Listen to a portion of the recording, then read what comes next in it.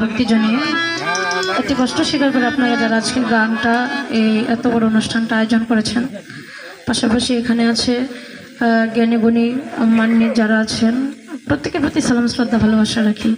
মূলত আমরা গিয়েছিলাম ওই শাপলা সরকারের ক্লাবে, ওইখান থেকে 1টার মতো বাজে গান শেষ করে আসছি। এখানে দেখে গাড়িটা থামাইছে, ওই যে আসর বাবাজির কণ্ঠ শুনে।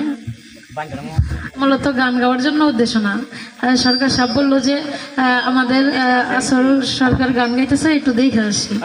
না এসে তো ফাইসে গেছি। অতি চমৎকার ভাবে আব্দুল সরকার 2 থেকে 3টা গান রাখলেন। যেহেতু এখানে মূলত মেন শিল্পী হচ্ছে আসর সরকার আমার বাবাজি, তাই আমি ছোট করে একটা গান রাখি।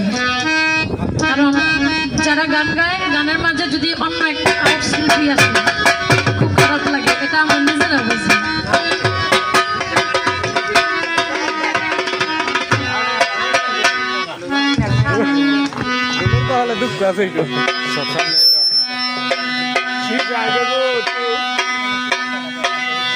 ওরে আমার মতো